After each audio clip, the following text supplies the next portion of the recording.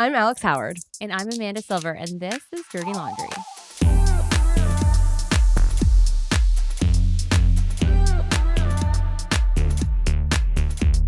Okay, so it's our holiday episode. I have my dreidel going. Yeah, is this the last episode of 2025? Yeah, I can't believe it's 2020. I know. Almost. What is your favorite part this year of the podcast? 2025, you're looking back, you're like, what is the best moment of the Dirty Laundry Divorce podcast? Oh my God, you're really putting me on the spot. Oh, I don't know. You know what? No, I do know. I feel like it's all the listeners that have reached out.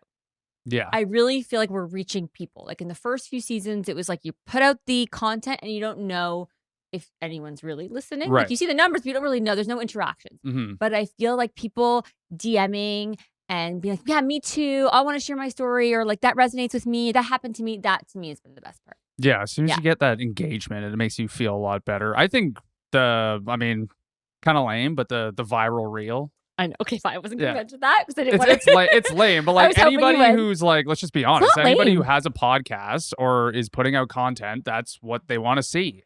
3.2 million? And just all the amazing guests that like came on too. That's true. Like the it's amount not of, for nothing. if you look back, like the amount of people you have had on and talked to is pretty incredible. Yeah. I think I think something so. to be proud of. Thank you. I Yeah. mean, it's a team effort, but I definitely. And even bigger and better things to come. Yeah. We've got lots of guests lined up for 26. But I've taken on, New Year's, you like think of New Year's resolutions, whatever. I've taken on a new hobby this new year, or coming into the new year. I'm now playing Mahjong. What? Yeah. I'm too young to know what that is. Mahjong. Oh, right. Okay. Mahjong. Sorry. I didn't hear the. The it was the a short form. No, I'm sorry. Because all the okay. cool kids call it Maj. Another cool old ladies, I think. Well, who's cool? Who plays that? So it's come back. Well, that's the thing. So when my girlfriends were like, we're going to learn Mahjong, I was like, I'm like not old enough for that yet. Like I still think, I got some years to go before I'm playing those like old lady games. But no. It's a thing. It's hot. It's trending. There's all these clubs and it's like apparently all over New York. People are like, you hire an instructor. We've hired an instructor to come and teach us. And it is very cool. So is it like a social thing? Like, is this like, because obviously there's the game. Yeah. But it to me, it sounds like it's more about The bringing social? people together, and it's a way to like spend time with people that isn't weird. Yeah. Well, basically, I guess so. It's like it's like why I play golf, kind of. Like, I love golf, but like it's a way to like hang out with people that you like normally wouldn't hang out with every week. Yeah. Otherwise, you wouldn't get together with your friends. It's like an excuse to like get together. Yeah. And it's a competitive, so that's fun because when I come to play, I come to play. Is there like money involved in this? Some people bet, but we don't. We just, I mean, we're still learning. We've only had a couple lessons. We're still learning how to play. I did win my first 2 games, so just gonna put that out there. That'll bring you back to play more. Yeah, to keep but like winning. it's a really hard game. Like it is really like it is. I mean, those ladies, those elderly ladies, they don't fuck around. They don't fuck around. they don't like it is mess around. a tough game. Yeah. So now I'm like, I'm in it. I'm in it with the Maj. But like, I can't help but think of like Golden Girls every time I play. I mean, you're probably too young for that. Thank you for being my friend. I play that music every time. Travel down the road and back again. See, I'm even singing. Oh, he's singing to us. Yeah, come on. This is so I'm not gonna sing. I'm not cool. This. Okay. I love this. Yes. I always say that I'm Blanche. Well, of course, She's my I right. mean, I'm Blanche. That's like you're like the sassy like I feel like you're really proclaiming what type of girl you are by saying you're Blanche. Yeah, I am self-proclaimed Blanche Devereaux. So I'm like, okay, I'll come play this game. I said to my friends, as long as everyone knows that I get to be Blanche. Well, who's Alex? Oh, good question. She's definitely not Rose. She's not Dorothy. Maybe Estelle. Well, who's our guest today? We have Stephanie from Styled by Stephanie. She is going to share her story about divorce, the courts, being a single mom.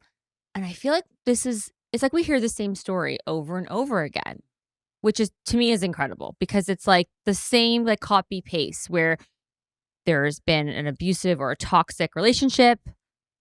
There's a separation and divorce, and then there's a nasty court battle, which is usually skewed one way or the other. And no one has money to pay for lawyers. There's high conflict, and the kids are being ping-ponged, and it's just a disaster. It's like a playbook. Yeah. Well, thank her so much for coming on and telling her story. But it's just like the audacity of some men. It boggles my mind. I sit at home and I stress about the dumbest things on planet Earth. But And you're one of the good ones, these Ryan. guys are just doing whatever they want to do, sticking wherever they want to Yep. stick. Like it's just, and they got no problem. And then they're willing to just point the finger at everyone else afterwards. It's mind blowing to me every time I hear this story like this. Yes, and this one is kind of juicy. I mean, we have a firefighter and some police officers, and it gets pretty, Jerry like. Yeah. And one more thing, since it's the end of the year, make sure everybody, as my producer's job, you go subscribe on YouTube, you leave a 5-star review on Apple and Spotify, and leave a comment on Apple. It will help us go into 2026, show more visibility. That's how people see our show. So thank you so much for the support and keep spreading the word.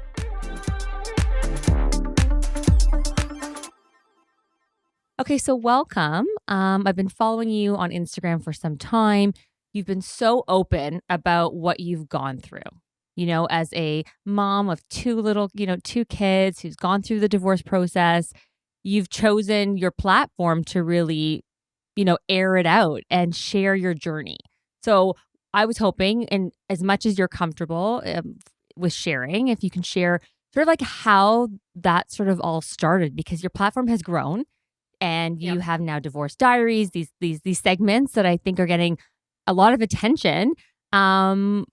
Take me back to the beginning. Yeah. So I originally started my divorce diaries when I found out that my now ex-husband was having an affair.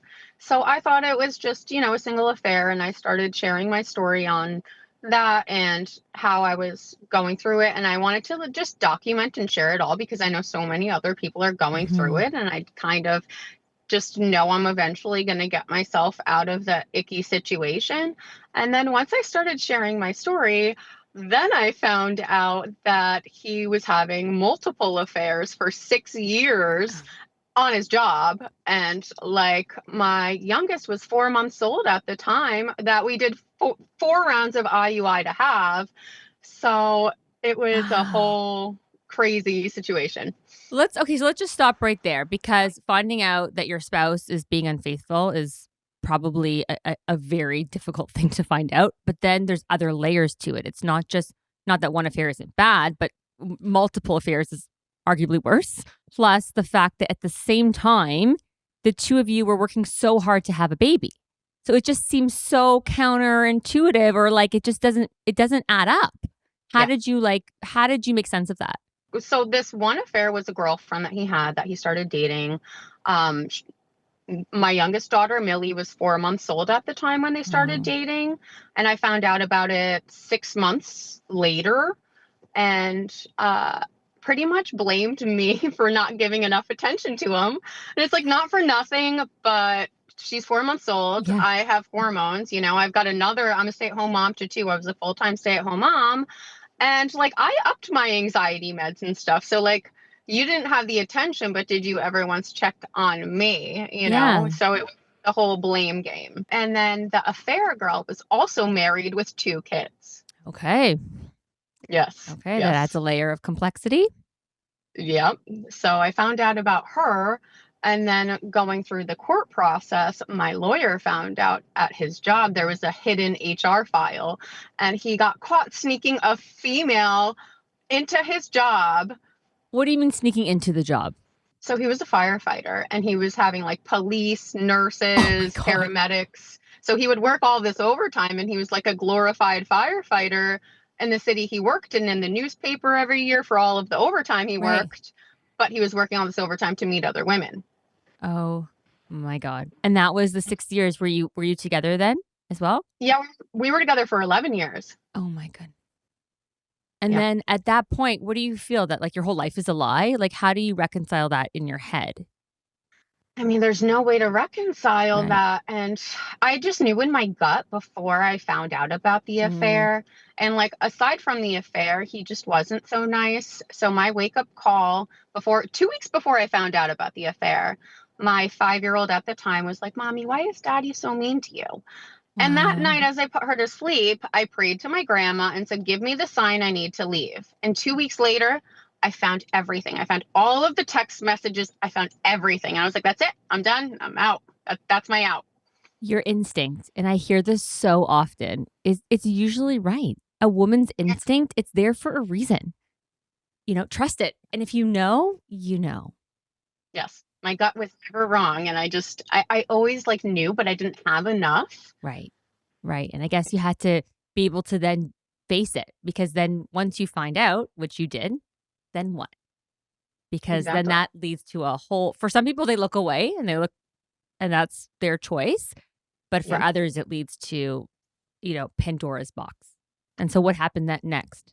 So I immediately said, you know what, like, we're getting divorced. I took my daughter to gymnastics because she had gymnastics, and Yeah. As one then does, just continues yeah, on as a parent. Everything's fine.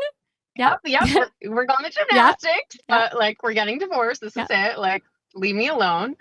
And he was just like, don't just whatever, don't take the kids from me. So he tried working things out with her, and then tried working things out with me. So he was going back and forth between me and her for during the divorce process, because we were coexisting. I didn't have anywhere to go. Right. And so many women and men are in that position because most people can't afford to Yeah, rent another house and pay for their current house. So, and the divorce process, whether you're in America or Canada or other parts of the world, it doesn't happen overnight. And so often people are living together for some period yeah, of time. And that can be a very dangerous time for women. It's a very high conflict time. It's uncomfortable. And it's just like you need to really, hold your ground and focus on the end game. And so then what? So you're living together, you're trying to handle all this sort of like the divorce proceedings. He's trying to, I guess, have his hand in two pots, I guess, with the yeah. relationships. And then what? And so he was trying to work things out. It was holiday season. In the divorce process here, the average is 13 to 18 months. Wow, So we okay. were coexisting, and he's trying to make things work. And then I found a love note that he gave to the other girl. No. Like an Yes, actual physical note? yes, like a Like an handwritten old love note. school love note. Okay. Yes. And I messaged her husband and let him see all the evidence I found. So Yes, they you got did. divorced too. Yes, you did. Yeah. Yep. And he was telling me that my ex-husband was like showing up at her house and like driving by and all. He was like, just to let you know, this is what's also happening. I'm not sure what he's telling you, but he's still seeing her. Did So he know? Did he have that same instinct that you did? That something was going on? he said it made sense, but he didn't expect it to be like to that extent. He thought it was Mm. more like flirtation, not a Hmm. whole blown relationship. I mean, she was bringing her children to visit him at the firehouse. Yeah. And once the kids are being, introduced to affair partners, that adds another layer of betrayal, Yep. right? Yep. So it's just like it's one thing for people to have their affairs and do their thing in behind closed doors, but then once the kids get involved, it can get ugly. The thing that made me so crazy is, especially after finding out all of the evidence that this has been ongoing for 6 years, how did nobody tell me? How did everybody allow that to happen?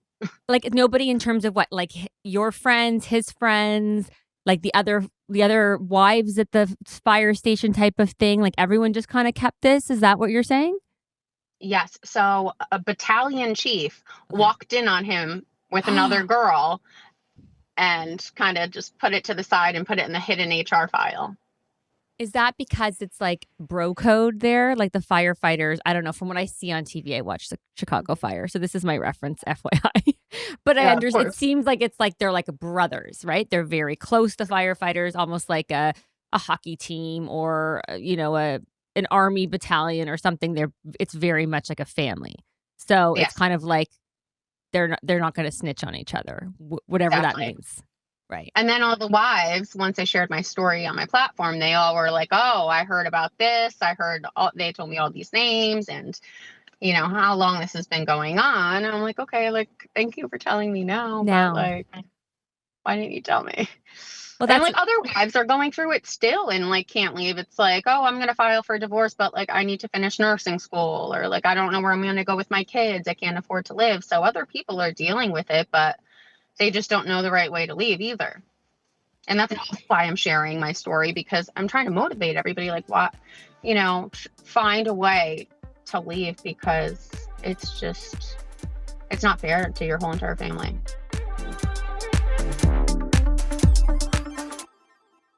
Okay, so let's talk about what happened in court, because I've seen reels about your courtroom experience, the good and the bad. I'm curious to know what happened, after. So I went to court actually 5 years ago. I did leave 5 years ago. Okay. Um, and we weren't married at the time, but he did have supervised visitation for his behaviors. And Okay. it was COVID time. And eventually we tried to work things out for the family, and we got married and had another child. So I thought going back to court again would be a similar result Mm, with behaviors. But this time he is employed by the same city we got divorced in. okay. So I felt like there were a lot of connections. And I feel like I was treated like a criminal. Like, I went in, I was like, all right, like, I've got everything. Here you go. And they treated me like I was the criminal. Like, I've never in my entire life felt so bullied by a judge or anybody in court. I don't know what I'm doing. I've never really been in a courtroom or anything, so I don't How know could you? how to behave. I'm just like a, positive, bubbly person. Yeah, you're a young mom, like a stay-at-home mom Yeah. with 2 little kids who's just trying to protect them. Yeah. Were you self-represented initially? Like, did you go in on your own? So originally I Yeah. did have a lawyer, Okay. and that lawyer ended up opening up their own firm and kind of passed me off to someone else. Okay. And she didn't really do much for me. And when we had our next court date, she wanted a large amount of money. Yes. But my ex-husband was the financial provider and took everything. So I had nothing at all. And I was like, once I get divorce money, I'm more than happy to, have you to deduct it. Right. I know you need to, you deserve to be paid Right. for your work. I'm not asking for A free anything. pass. Right. No, I'm more than happy. I just don't have it right now. I don't have Right. it liquid, but here's my assets. You know what everything is. Right. But she just wasn't willing to do that. So I had a self-rep. I hear that so often. And this is part of the problem in this system, is that you can have a situation where traditionally it's the man who controls the finances, let's say has the higher income or is the breadwinner, and then cuts off mom during the litigation. He can afford to be represented and she can't. And then what? You can't, in Canada, to get legal aid, you can't have any assets. So you could be sitting in a $3 million home that is, in both of your names and whatever, but you can't, but have no money in your account and not get any legal assistance. So you're kind of screwed. So it's hard to apply for, and I'm sure it's probably similar in the States to get legal aid, to get that kind of representation. So you're kind of like too wealthy for legal aid, but you can't afford a lawyer. So it's like, what do you do? Exactly. And they always told me about legal aid, but they were like, well, your court date is too soon to even go through the free legal aid process. So there's nobody that's going to accept you, even if you qualified. It's so frustrating, because there should be some step in between where if you can't afford a lawyer and you can't apply for legal aid, well, something has to give. Maybe the other person should be forced to pay for your legal fees up front with credit back to them. Like, there should be some type of mechanism for that. Like, I know you can go to a judge and ask them for money for your legals, but that costs money to do that. You need representation to do that and to do it well. So you're really stuck. So you went self-repped, never been in a courtroom, and then something pretty crazy happened, right? Where you something with the house and you having to pay him. Like, what happened? Yeah, so our first time in court, they pretty much said because I took the kids and went to my mom's house, that I abandoned the house and I took the kids and I didn't have his permission, even though he was picking up the kids to see them sometimes from my mom's house. So you had access. Like, it wasn't like you were withholding. Okay. No, I still let him see them for, periods of time. And they told me that I kidnapped the children, essentially. Okay, so you kidnapped the children because you went to live with your mom. And yes, he's seen them too. Where he's seeing them too. Okay. And then Yes. they forced you, or they suggested that you should be paying him something? Yes, at the time, they said I should be paying him $500 a month towards expenses, What? housing expenses, and to live, Why? because it was my fault that he lost his job. Not the conduct that he, No. not his behavior, at the station. So Nope. it was your fault. Okay. And then what? Did that stick? I mean, it's absurd that you, the stay-at-home mom, then should pay him. Yeah, because I didn't have a job until August of this year. Wow.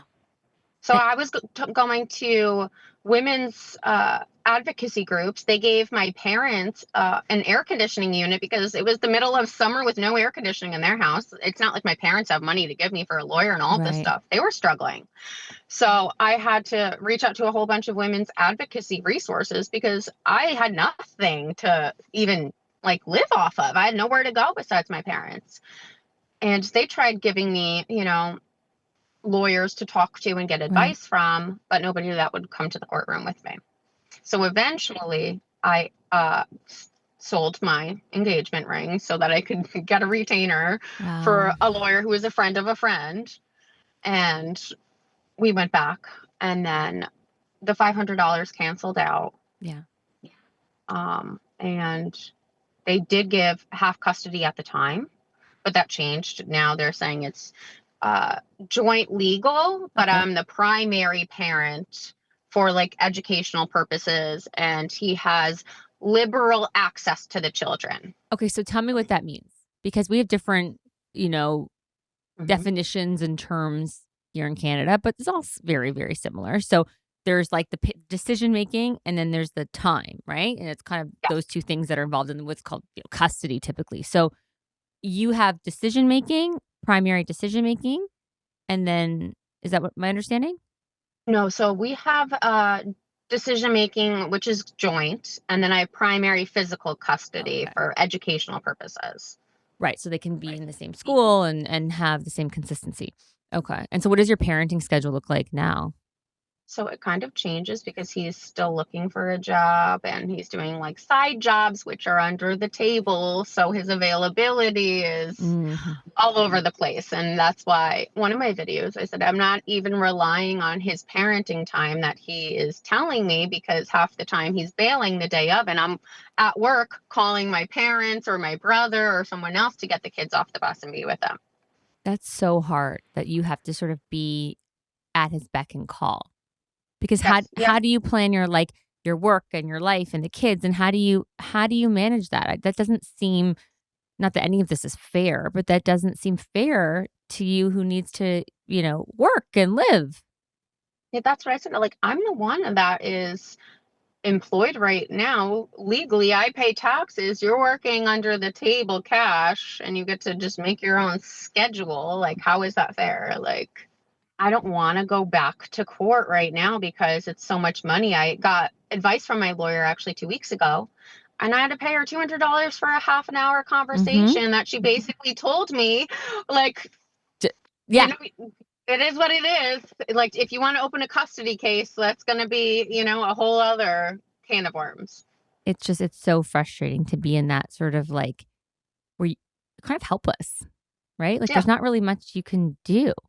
You're No. kind of at the mercy of him a bit in terms of of his behavior. If it gets bad enough, then you have to do something. And if it's just, you know, decent, you'll just sort of stay status quo.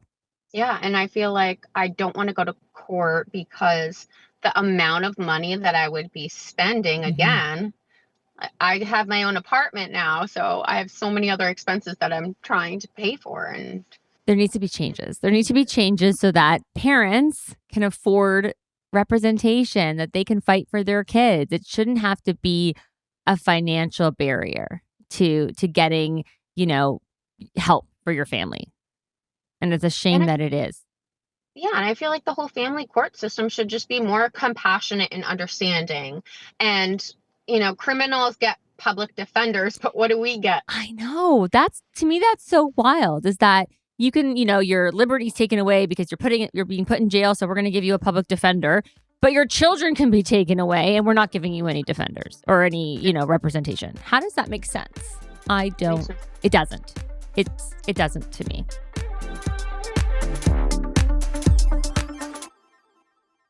And so now with your platform, I'm sure you're hearing a lot of similar stories. Like if your story is a dime a dozen, which is Yeah. frightening, right?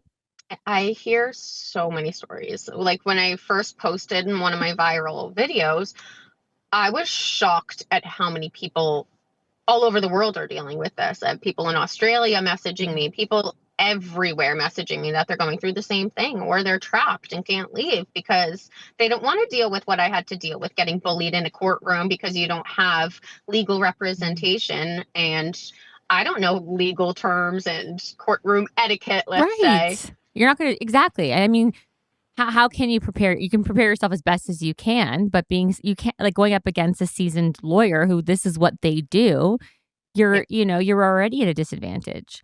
So it's interesting that people are reaching out to you, not people who've left, but before, who are sort of on the fence about leaving a toxic relationship and are afraid of pulling that or pushing that button Yes. because they see what you've been through. Yes. So people would rather stay in a abusive or toxic marriage or relationship because the alternative is unknown, unpredictable, and terrifying. And some women have reached out to me and have lost their children in court. So that's just the most terrifying thing as a mother. You don't know what's going to happen with Right. custody and children and all of that. It's all the unknown. What's going to happen? How am I going to live? How am I going to provide for my kids? It's just too much for one parent to have to deal with and then be expected to be present and be a good parent at the same time. Because you were dealing with, and you still are, all of this, but you still have 2 kids who need you, and the buck stops with you. So how do you separate that? How do you separate I'm fighting for you kids, I'm self-repped, I'm putting all these, I saw you walking to court with your motion materials, all that, but then I'm also mom. So actually, I have my degree in elementary education. Oh, nice. And I've worked with children for a really long time. I love kids so much. So I feel like I just know how to be a mom and know the right way to behave and just put it together for them because they sense the tension. They sense everything. Yeah. And it's not fair for them to feel all of the anxieties. I have my, time if I'm working out or at night where I could just do what I need to do to release the emotions. Yeah. But I need to hold it together for them because at the end of the day, I am doing it for them. Right. How does it help them to fall apart, but then you're fighting for them and then it's just like, well, I'm doing this for you. So it's such a difficult thing to deal with as a single parent. And so how are your kids doing? Like, how are they doing with the changes, with, seeing their mom, you've gone back to work and you're going to courts and they're seeing a different side of mom now. Yes. It was hard during the summer with she's 6 now. So she did have some behaviors and regression, a lot of regression. So that's also what I was presenting with court. And I couldn't even get her a therapist or anybody to talk to vouch for her. They denied a GAL for us. Why? They said we didn't need one. There was no reason for one. Mm-hmm. So we had a lot of challenges specifically with her. My 2-year-old at the time, she didn't really understand. No, nor should she. Now that they're both in school now, they're just thriving. I think it's a great distraction. Yeah. They're school-loving girls. Like, Great. I was a teacher, so Yes. I tell them, Me too. I was a teacher too. Yes. So they love school and their friends, and they're doing great now.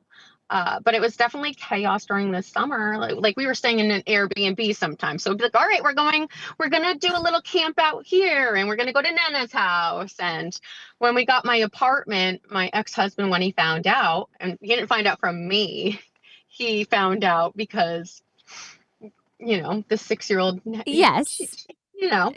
kids. So we ended up having to camp out in the apartment on mattresses.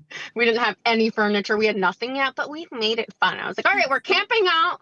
We've got comforters. We're going to just make our own little beds. So I try to get crafty to come up with fun ways for them to get through the unexpected chaos that we're going through. Wow. That's so beautiful, but like so hard for you to have to, to deal with that. A month ago. Yeah, I would say I've been in my apartment for a month. So we were existing even post divorce until I Yeah. could find somewhere to go. And I went home one night because court ordered I had 60 days to get out of the house, and it wasn't the 60 days yet. Okay. So I take the two kids. We go home after dinner with my brother, my family. All the doors are locked. He's not home. So I'm with my 6 year old. She's with me, like trying to get in the house. And I tried to pop open the bathroom window, but the actual window behind the screen is bolted shut. So we had no way to get into the house. And it's a Sunday night. So the kids have school in the morning. He's out at a concert. So I had to go stay. That's why we had to stay in the apartment on the mattresses. And ever since then, I just never went back. I was like, you know what? We could figure it out. Like, we have nothing here and they're Nothing. happy. Yeah. And that's all I need. And like Thanksgiving, I talk to my 6 year old at night because she just has the most to say at night before bed. I know. That's when we just That's when they always, that's, I think that's, they scheme because all of a sudden my kids have a million things that they want to talk about right before bed to delay bedtime. But you take what you can get. exactly. Yeah. So I always like to talk to her then Yeah. because I know she will give me Yeah. something. So I was like, what are you thankful for? It was Thanksgiving time. And she was like, my new apartment. And it was just like, it just made me so happy for her. Like, that was just like so sweet for a little 6 year old. And we've got nothing there. I still don't even have a coffee table. Like, I mean, we've got a few essentials, but like, we're making it happen. And she's still just so happy to be there. How innocent. And, it really shows that the kids don't need much materially. They just need a place to feel safe with a safe parent. That's really all Exactly. they need, even if it's mattresses on a floor in an apartment with Yes. with their parent who they feel safe with. You could see that's really all they need. It's all they need. No more like walking on No. eggshells or like any of that. And they could just feel it from being with me. It's just calm and our own. I say it's our girly vibe space. I love that. That's so nice. And so what's next that you not going back to court, you might go back to court, or things are just going to sort of settle down and see, I guess? I honestly just feel like he's gonna fizzle a bit just from his past and how he was raised. I just think it's more of a pattern. Mhm. So I feel like I'm just gonna right now continue to roll with it. Yeah. They see dad, Yeah. when they see dad, and I try to be as positive about So it, important. Yeah. especially with holidays. Yeah. Uh, so just trying to work with it, but I always have a backup plan in the back of my mind for any last minute flakiness. Well, that's the thing. You always have to be prepared in case the parenting time doesn't work out. But with the Yeah. holidays coming up, that can often be really hard for parents, especially like right after they've separated. How you're going to handle the holidays, the anxieties about just the holidays in general without being divorced, I think bring up a lot of emotions for people. So, how are you going into this sort of holiday season? Well, every holiday before we got divorced, we would always split and go to his mom's house in the morning and then my mom's house in the afternoon. So we did that Thanksgiving, and then his mom always does Christmas Eve and my parents do Christmas Day. So we're going to kind of continue that schedule. It Yeah. has always worked that way, and I feel like it's a good way for the kids to see both sides. Yeah. Okay. So, I mean, well, if it's worked before, if it's not broken, don't fix it, I guess. Right? Exactly. Yeah. You have enough Yeah. other probably disputes to worry about. So that's great. So, I Yeah. mean, I so appreciate you sharing your story and the fact that you've been so open. Not everyone's, so brave to do that. Like that takes a lot of courage to like come out on a public platform and share your dirty laundry and be like, yeah, my life isn't perfect and this is what we're going through. So, I mean, kudos to you for doing that because I think I know so many people are doing it behind closed doors. Yeah, and so many times I've wanted to delete some of my posts. Looking back, I've like have been embarrassed about it, but I also know in the back of my mind like I put it out there and so many people relate Mhm. to it, and it just shows my growth. Yeah, that's incredible. Well, good for you. And thank you for being so vulnerable and sharing your information and your Yeah. story and, keep doing it. Like, look how far you've come just in your own personal growth Yeah. in the last how many years. So keep going. Yeah, I just Thank want to you. cheer everyone on because like If I could do it, anybody can. Yeah, you can. And they can. If you're listening, you can do Yes. it. Yeah. So thank you so much. And where do people find your Instagram handle if they want to follow your content? Style with Stephanie. Okay. And you'll see, I'm going to tag you and we'll repost and collab and all that good stuff. So follow Yeah. Stephanie, follow her journey, also your great styling advice as well. And your beautiful kids are so cute. So thank you so much for coming on. Happy holidays. You too. And yeah, I hope you Thank have you a so really much for having me. My pleasure. My pleasure. It's been so nice. And I hope you get some lunch in for the. I know you came on your lunch break, so I hope you can have some time to eat before you go back to work. I will. Thank you so much. Take care. Thanks, Stephanie.